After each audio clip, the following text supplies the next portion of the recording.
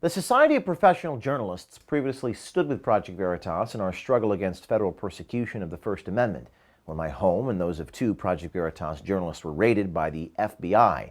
To show our unity and freedom of the press, Project Veritas planned to attend the Society's annual MediaFest conference.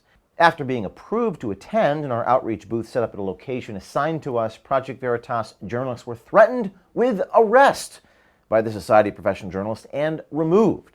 At a conference with speaker sessions like building coalitions to advocate for press freedom, responding to the controls on free press and a free speech, and covering press freedom as news. The Society publicly claims that Project Veritas was not approved to attend and that the third-party convention planner is at fault. This is false.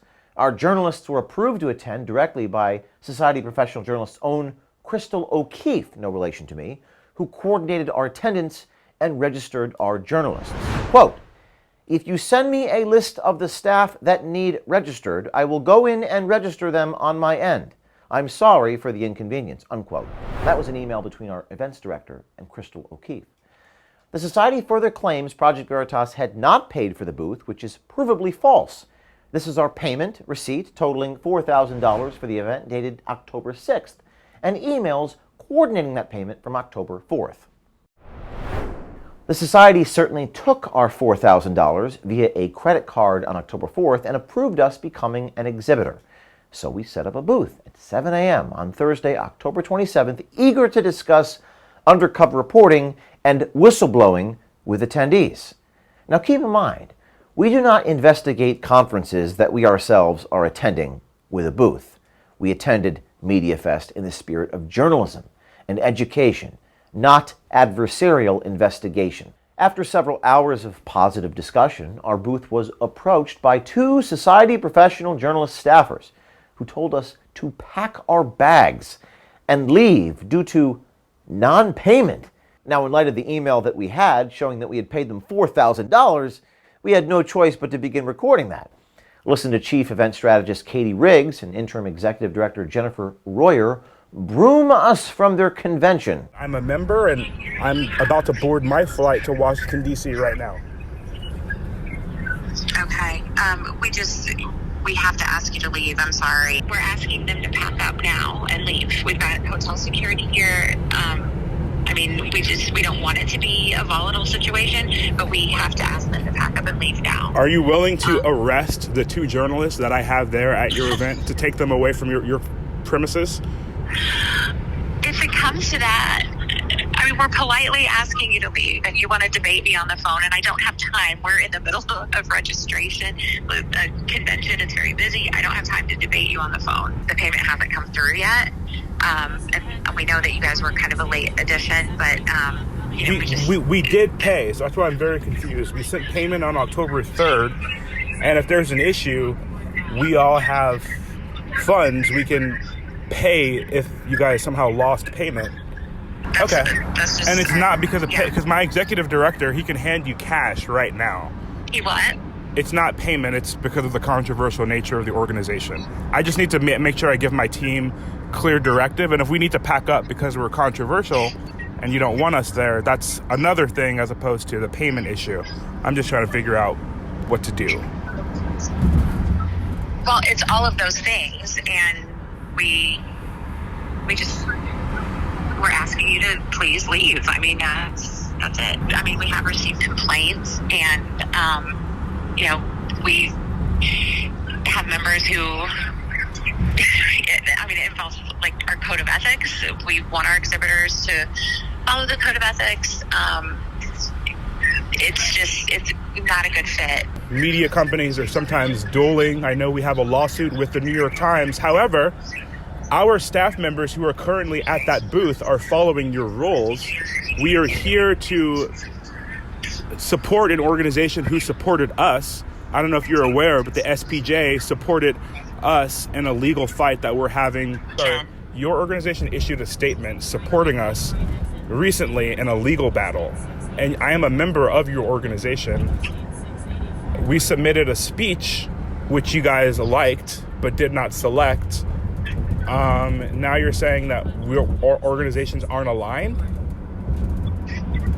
You're just making Right. this. You're making this decision right now off the cuff to reverse course of the relationship that our organizations have had right now as a result of complaints you've received. I would have to go back and look at what it was that we signed and how it was that we supported your organization. Because, I mean, we do support free speech. But we also have our code of ethics. And if Can you tell me specifically journalism how we organizations- violate that, ma'am? I'm an African American journalist. Right now. I'm an African American. I'm a black journalist who's on my way. Ma'am, I'm a black journalist who's on my way to your event. I'm a member of your organization. I'm trying to ask and find out why I'm not allowed to come in. Can you please specifically tell me? You are allowed to come and attend as an attendee. I mean, I am but we allowed to can't- come as an we just attendee? Can't have you as an exhibitor in our exhibit hall. I'm allowed to come as an attendee, but we can't have... Okay. Jennifer spoke, or was speaking with your executive director, and the decision, unfortunately, is final, that we do have to have you guys pack up, and we can't have you exhibit. Payment hasn't been received. He said it was in transit. If it is, it'll be returned, or the check will be cut up or canceled. They sent us a picture of like what looks like an invoice that was filled out with a credit card and everything, if that's helpful. Yeah, if it hasn't been charged, though, I'm not sure. if we don't have payment on our end, so if Lindsay tried to charge it and it didn't go, I don't know. I'm not the accountant, but in our files, you are not paid. Forgive me, I just want to clarify. If we can prove that payment was submitted prior to the necessary date, are we okay to stay? It's a dual issue. It is payment, what's and the other issue? The other issue The unspoken is... issue? No, we already stated that it's a code of ethics. SPJ has an explicit code of ethics, and the exhibitors on the trade show floor, when the applications come in, get handed over, and they need to make sure that as an organization, that our leadership, volunteer leadership, feels that the companies meet that code of ethics in the journalism industry. The SPJ code of ethics. Let's break the table down, and then if we can clear this up, perhaps we can be back tomorrow or another time if something can change. Yeah. Maybe. Yeah. Okay. I mean, I know, like, SPJ has supported free speech issues, and your executive director was saying that, it was things that you guys were involved in. So, I mean, there, as you know, it's kind of a I know fine it's. line sometimes. I know it's really. And- I know this is a really hard situation. Yeah. It is. It's a very gray area, and it is difficult. Nobody wants to be in this situation. We'll wrap it up. All right, thank you, and I appreciate it. Thank you for being gracious and kind about the situation. Of course. Right. I am checking in. They don't have my badge. 1 second. NBA seems to be a sponsor. That's dope. Yes, they are. Is there a problem with my check-in? 1 second. I just. You told me he was not an exhibitor. Yeah, I know. 1 second. I promise. I mean, is there an issue with my check-ins? I'm not sure. Just give me 1 second. I'm trying to look things up. This is RC Maxwell. Okay. Veritas. Hold on. I'm just trying to check in. Yeah, so we communicated already today, Jennifer, with your team that the booth was pulled and you're not exhibiting. With Veritas, correct? Right, but I was told that I was allowed to attend. I'm an SPJ member. Oh, okay. Let me just double check. That should be right. I spoke with believe. Jennifer on the phone. Oh, did you? Okay, then that should be fine. Yeah. I mean, if you want to, it's RC Maxwell that's here, and so. I talked with her on the phone before I flew out here, and she said I was good to still come and attend. Okay. Specifically, You are allowed to tell come me. and attend as an attendee. So it sounds like that is not the case. I'm not 100% sure. I would rather you just talk to her because I don't want to put words Okay. into a conversation I wasn't involved in. That's All all. right, Okay. I'll just give her a call then. Now, R.C. Maxwell was not allowed into the conference. The Society of Professional Journalists Ethical Code touts that they keep the promises they make and purports to support the open and civil exchange of views, even views they find repugnant. Now, what is this ethical code Jennifer Royer at SPJ is referring to? It's actually from the Society of Professional Journalists Code of Ethics. This one says, quote, avoid undercover or other surreptitious methods of gathering information unless traditional open methods will not yield information vital to the public. Now, I actually wrote about this in my second book, American Pravda, in a chapter called Swilling Chardonnay. I referred to another organization, Poynter Institute, has a very similar guideline. Quote, when all other alternatives for obtaining the same information have been exhausted. Most of these journalism organizations prohibit undercover reporting unless there's no other way to get the information. You can't get it by identifying yourself as a journalist. But if you look at all of our stories that we have done, particularly the ones in recent months, none of these people would have told us, for example, in Connecticut, they don't hire Catholics, or the mayor of New York City's aide saying that the mayor is corrupt.